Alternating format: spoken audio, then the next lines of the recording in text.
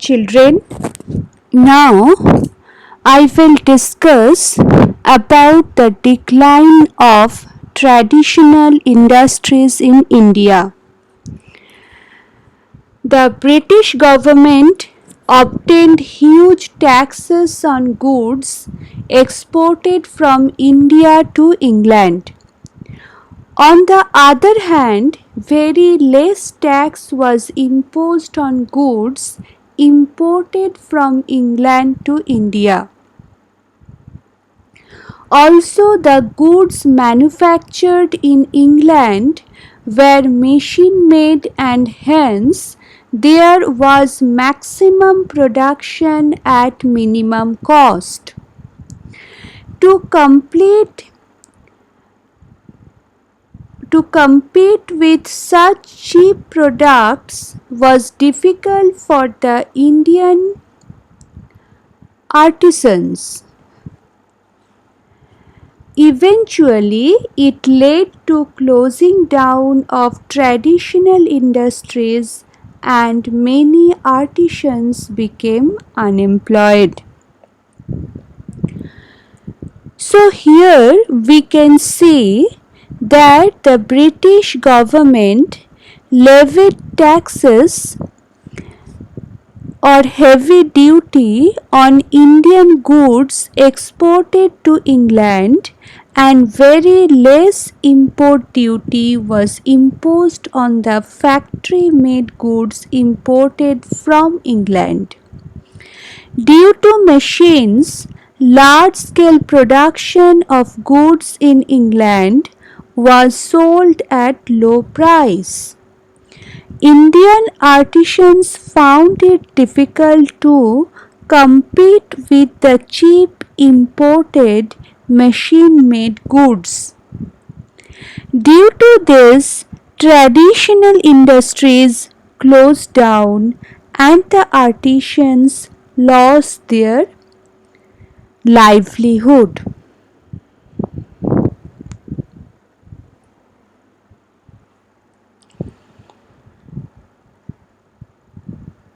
Now, the development of new industries in India, I would like to discuss. Due to lack of British support, experience of management and capital, the Indian businessmen could not come forward in large numbers. Yet some of them built up their business by overcoming these problems. In 1853, Khawasji Nanabhai Devar started the first textile mill in Mumbai. In 1855, the first jute mill was started at Rishra in Bengal. In 1907, Jamshedji Tata established the Tata Iron and Steel Company at Jamshedpur. So children, in spite of lack of support from the British government and compounded with lack of experience and management experience, Indian businessmen were able to build their business. Though they were few in number, Khawasji Nanabhai Devar started first cotton textile mill in Mumbai in 1853. First jute mill was started at Rishra in Bengal in 1855. Jamshedji Tata started the first steel plant, the Tata Iron and Steel Company, at Jamshedpur in 1907. Coal, metal, sugar, cement and chemical industries also developed gradually.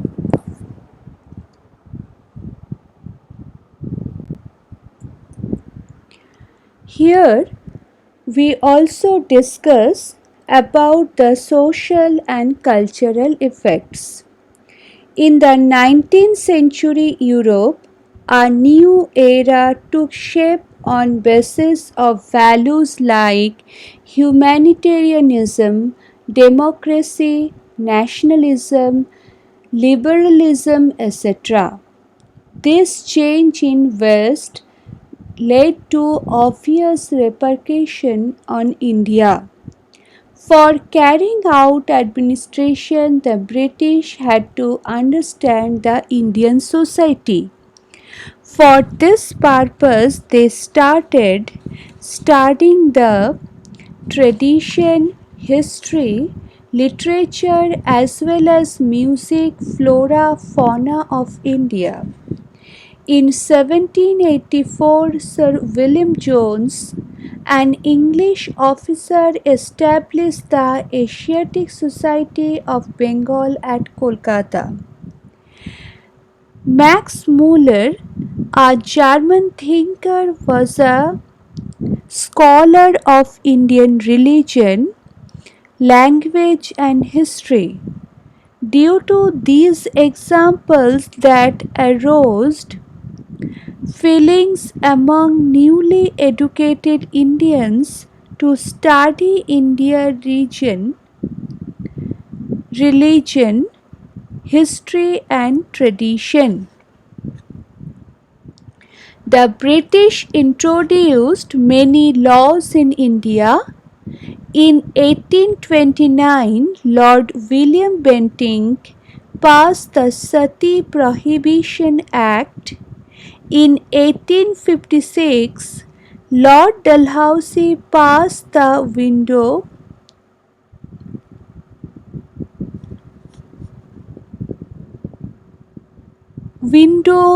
sorry Widow Remarriage Act.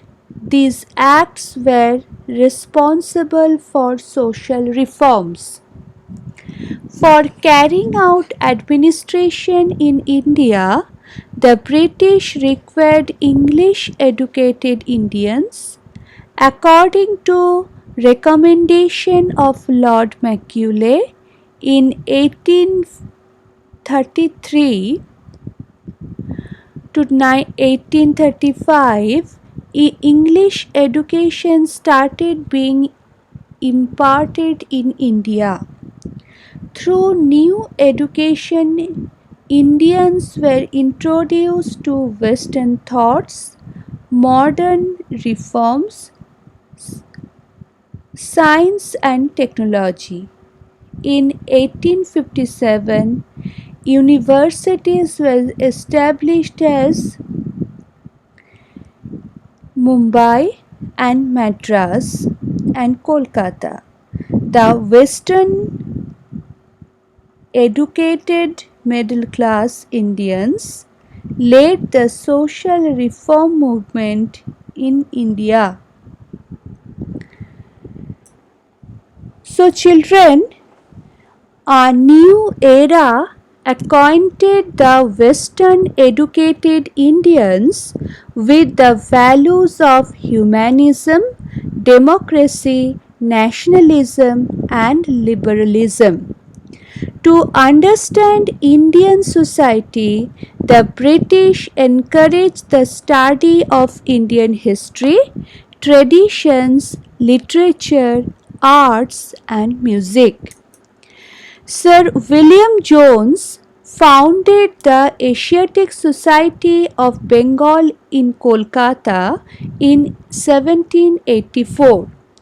A German thinker, Max Muller, studied Indian religion, tradition, and history of India. All this inspired educated Indians to study their own religion, history, and traditions.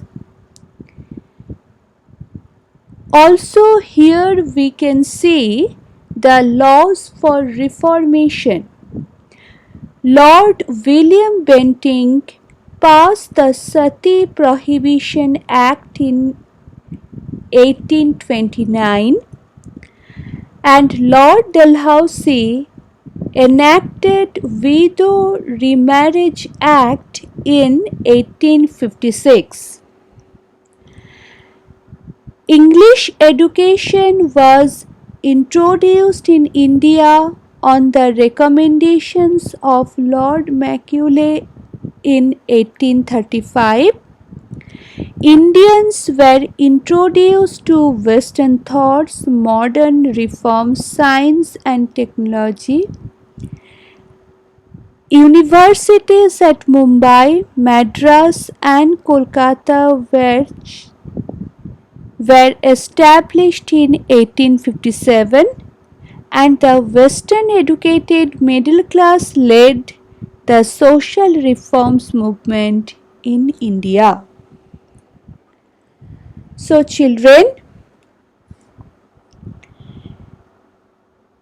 here you have come to know about the decline of traditional industries, also the development of new industries in India, and the social and the cultural effect. And here also I have discussed about the educational reforms and the laws for reformation.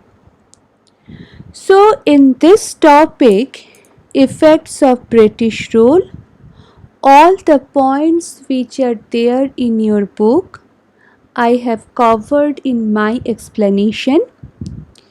Now it is your responsibility to go through the topic. You should open your book. You should go through the topic. You should read your textbook carefully. And also, you should listen to the video carefully. So, children, effects of British rule, the topic today I have concluded. Each and every point which are there in your textbook, I have covered. You should go through your textbook. I think you will not have any problem to understand the topic if you read your textbook carefully, and also if you listen to the video carefully. Thank you. Have a nice day. Stay safe. Stay healthy.